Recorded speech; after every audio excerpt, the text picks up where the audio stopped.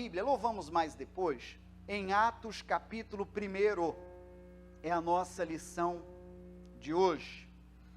O capítulo 1 de Atos e o versículo é o 15. Atos 1, verso 15. Hoje vamos falar sobre dois personagens da Bíblia, sobre dois discípulos, e eu devo esbarrar em terríveis erros de um desses personagens. Atos 1, verso 15, diz bem assim: E naqueles dias, levantando-se Pedro, no meio dos discípulos, disse: Varões e irmãos, convinha que se cumprisse a Escritura, que o Espírito Santo predisse pela boca de Davi, acerca de, qual é o personagem? Judas, que foi o guia daqueles que prenderam a Jesus, porque foi contado conosco e alcançou sorte nesse ministério. Ora, este adquiriu um campo com o galardão da iniquidade, e precipitando-se, rebentou pelo meio, e todas as suas entranhas se derramaram.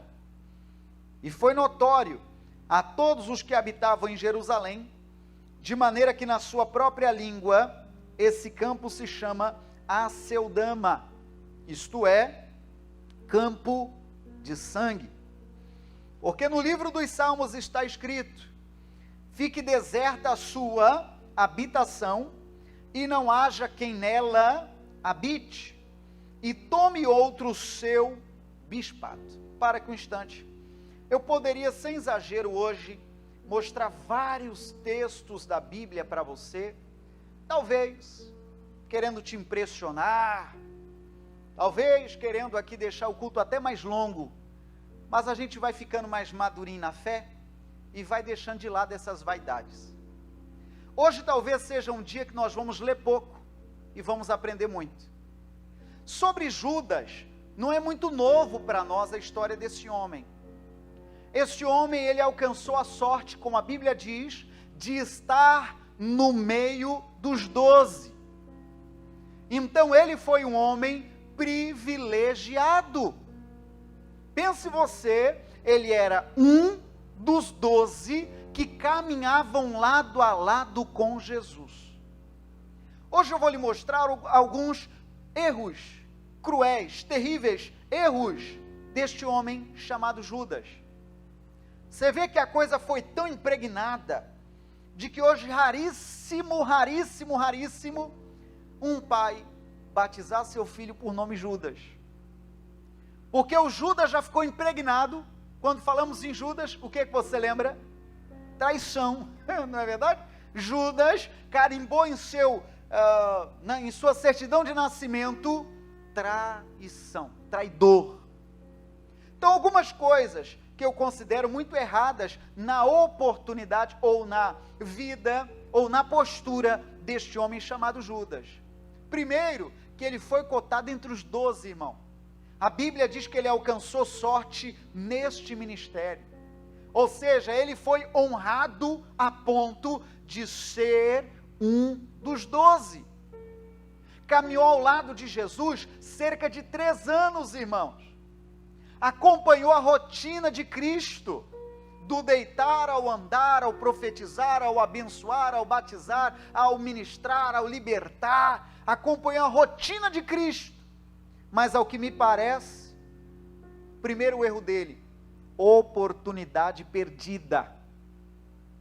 É como se desse essa oportunidade e ele simplesmente jogasse essa oportunidade no ralo. Tem pessoas que parece complicado, irmão. Você levanta ela e diz: agora vai! Daqui a pouco ela está prostrada. Aí você levanta outra vez: agora vai! Daqui a pouco ela está prostrada outra vez. O caso de Judas, vou relacionar de forma bem pontual. Primeiro é uma oportunidade perdida. Ele era um deles. mas não viveu nos princípios de Cristo.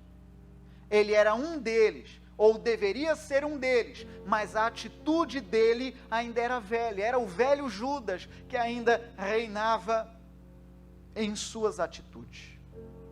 Não é novo para nós, de que ele se vendeu por dinheiro. Se você prosseguir a lição bíblica, você sabe, você lerá, de que ele vendeu ao Senhor por quanto, irmão? Por 30 moedinhas de prata. O que não é um valor absurdo não, era um valor razoável. De acordo com a Bíblia, no livro de Êxodo, apenas pegue nota, no capítulo 21, verso 32, está escrito que 30 moedinhas de prata seria uma indenização ao caso de um acidente com animal, ao caso de algum problema com um escravo. Então não era um horror de dinheiro, em outras palavras, ele se vendeu, em aspas, por tão pouco, mas se vendeu.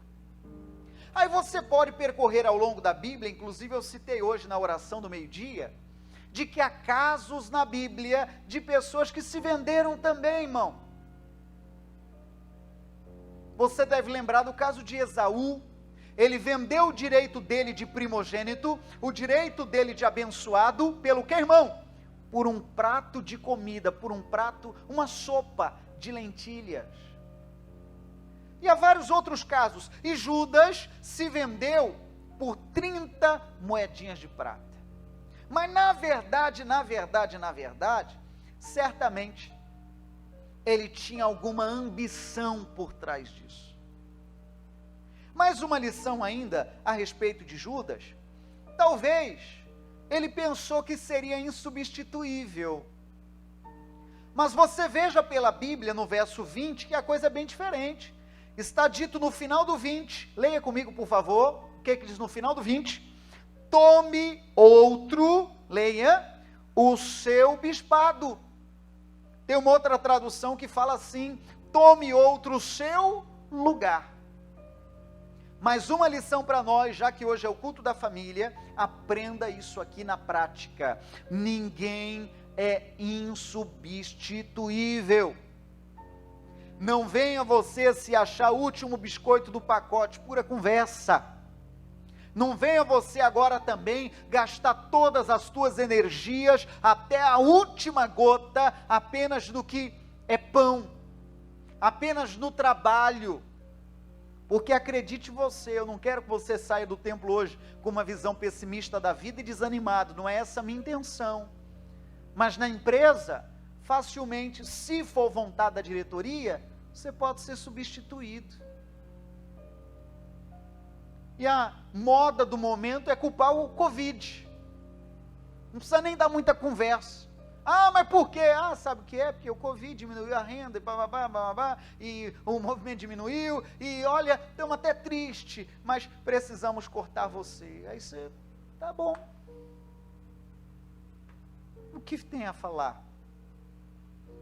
E me perdoe lhe trazer essa visão pessimista da vida. Dias depois, vai ter outro no teu lugar. Fazendo igual, ou me perdoe para quebrar o ego de alguém, ou melhor que tu. Diga daí, ai meu Deus, ou melhor que tu. Aí talvez você diz, ah pastor, mas eu estou no setor há 20 anos. Tá bom, pode ser que a pessoa entre sem ter a mesma prática que você. Mas você foi inteligente e aprendeu, por que o outro não vai aprender? Você entende como às vezes a gente tem que quebrar crista, irmão? Não fique pensando você que você é o último até embaralhei tudo aqui. O último biscoito do pacote. Para de vaidade, irmão. No sistema trabalho é assim. Troca, tem casos que se troca como troca de roupa. Você já deve ter visto até no futebol.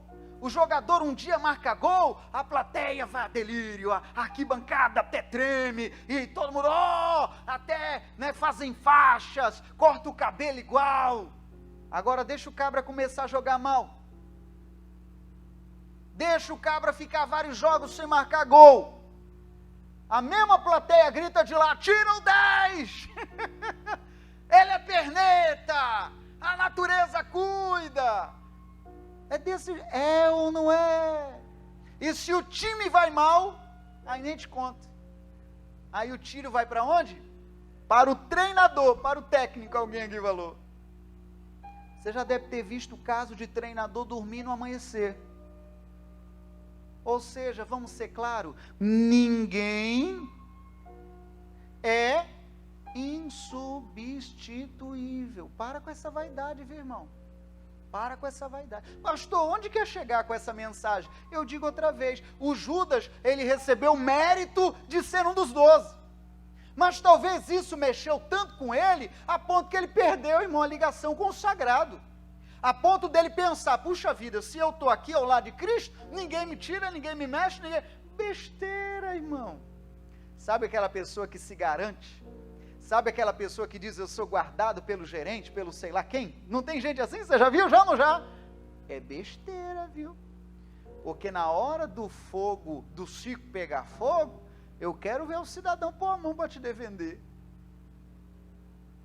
Ah, o fulano sabia do caso. Eu? Nem sei o que você está falando, porque ela não quer se comprometer. Então vamos ao estudo de volta. Então a própria Bíblia diz, tome outro lugar dele. Ele não aproveitou a oportunidade? Ele não entendeu o quão honrado ele foi de estar entre os 12? Pois está feito, quero outro no lugar dele. Vamos entender, irmão? O Judas, ele cometeu suicídio depois de trair o Cristo.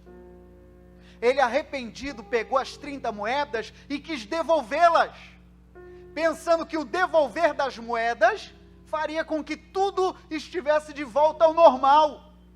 Quando ele tentou devolvê-las, as pessoas disseram, a culpa é tua, se vira.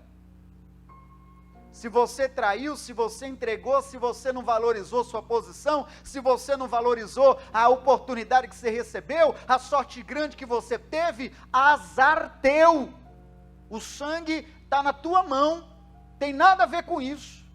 Quando eles pegaram as moedas de volta, diz a Bíblia que eles não quiseram colocar as moedas nem nas ofertas da igreja, nem no cofre das ofertas, porque aquela moeda era preço de sangue, não quiseram. Então Judas, mais um erro, foi se enforcar. Essa leitura que fizemos, talvez nem sempre a gente compreende ela tão nítido assim, mas acredita-se nessa leitura, que uma vez enforcado, ou a corda se rompeu, ou o tronco se rompeu, que a Bíblia diz que ele caiu por um precipício, e ainda diz a Bíblia que as suas entranhas, o versículo é o 18, que as suas entranhas, o que diz no 18, irmão? Se derramaram. Olha, irmão, o final desse homem.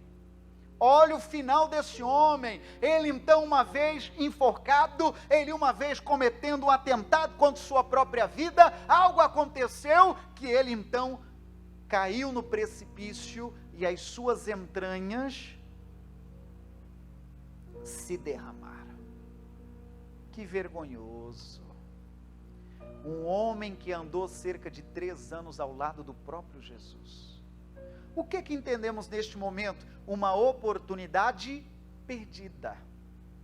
Quero que você compreenda, tudo aquilo que vier às suas mãos, não deixe vazar entre os dedos. É uma oportunidade que Deus deu para você. Não deixe vazar nem mesmo entre os dedos. A Bíblia diz que tudo aquilo que vier em suas mãos para fazer, faça conforme todas as tuas forças. Porque para a sepultura que tu vais, lá não há ciência nem trabalho. Em outras palavras, erro de Judas, oportunidade perdida. Eu imagino, vamos ser sinceros, os 11 amigos dele, certamente ficaram um tempo tristes. Concorda comigo? Puxa, eram colegas. Estiveram juntos pelo menos 3 anos. Certamente choraram. Ai, Judas, por que você foi fazer? O luto, viveram o luto. Eu não duvido que isso tenha acontecido. É lógico que tenha acontecido. apesar dele ter atentado contra a sua própria vida, eu imagino que os outros 11 tenham sentido a sua perda, a sua atitude, a sua decisão. Apesar de traidor, devem ter sentido, mas chegou uma hora, e a própria Bíblia diz, coloque outro no lugar. Lição para nós hoje, irmãos, mesmo que você tenha tido perdas na vida, tem uma hora que você tem que romper o período do luto. Tem uma hora que você tem que romper esse momento difícil e entender, vida que segue. Eu não quero falar contra a memória de um parente teu, por favor, não me leve a mal. Eu não estou desprezando a perda de um ente querido, não. Ela é valorizada, ela sim é amada, afinal de contas é sua família, não estou falando sobre isso, mas estou falando até quando você vai viver o luto. Até quando vai ficar nessa situação choramingando, ou como diz o ditado, chorando o leite derramado? Até quando? Pessoas que perderam um ente querido, e não morreu só um não, ela morreu junto. Ela ainda respira, mas ela morreu junto. Você entende o que eu estou falando? Quem entende, balança a mão. Estou entendendo, está entendendo? Então ela morreu junto. E não é isso que a Bíblia está ensinando. A Bíblia está dizendo, Judas perdeu a oportunidade, Judas não honrou a honra, a sorte grande que recebeu da paz do Senhor, por não honrou. Paciência. Vamos colocar outro no lugar dele. Amém? Vamos colocar outro no lugar dele. E eu te pergunto, colocou? Colocou outro no lugar de Judas? Sim ou não? Colocou. Atos 1, verso 23. E apresentaram tinha 2 candidatos para a vaga de Judas.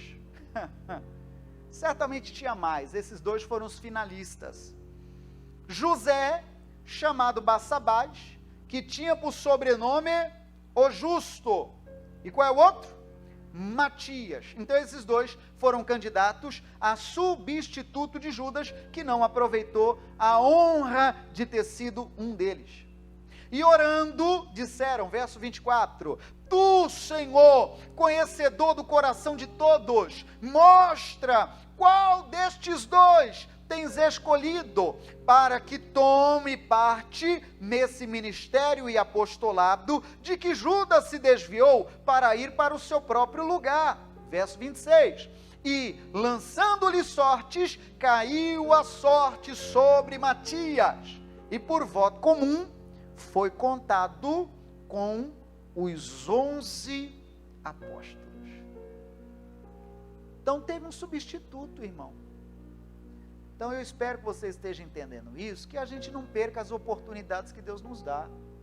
Se a gente não aproveitar, um outro vai aproveitar no nosso lugar. E vai ficar igual criança chupando o dedo.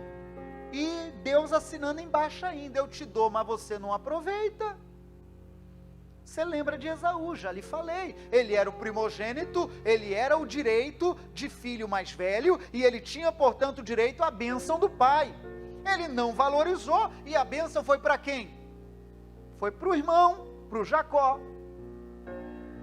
E a Bíblia diz que Deus aborreceu Esaú. Por que Deus aborreceu Esaú? Porque ele não valorizou a oportunidade e a bênção que o Senhor lhe deu. Não despreze oportunidades, irmãos. Não é numa visão de rogar praga, não é isso aí não.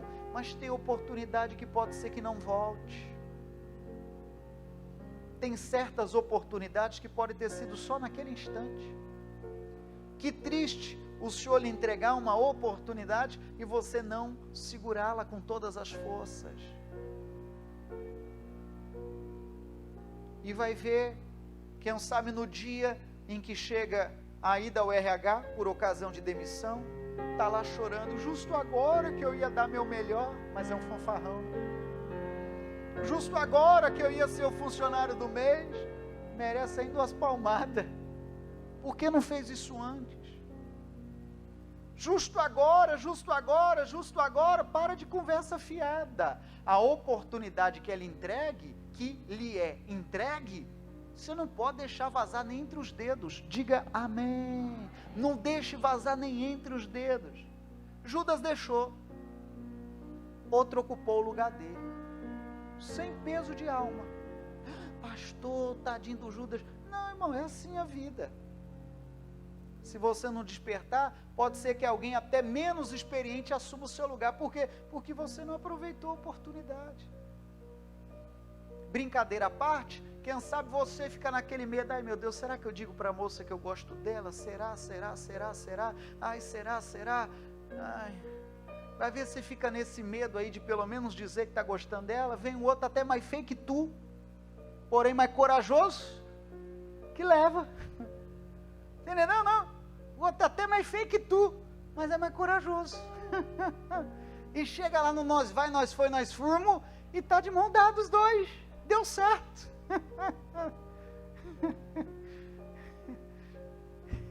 Quem sabe alguém diz aí, fala a Deus, né? Eu lembro de adolescente, né, que fala, ó, tô namorando fulano, ela só não sabe ainda. Namoro de adolescente é assim, né? Tô namorando fulano, mas se ela souber, ela termina. Namoro de adolescente.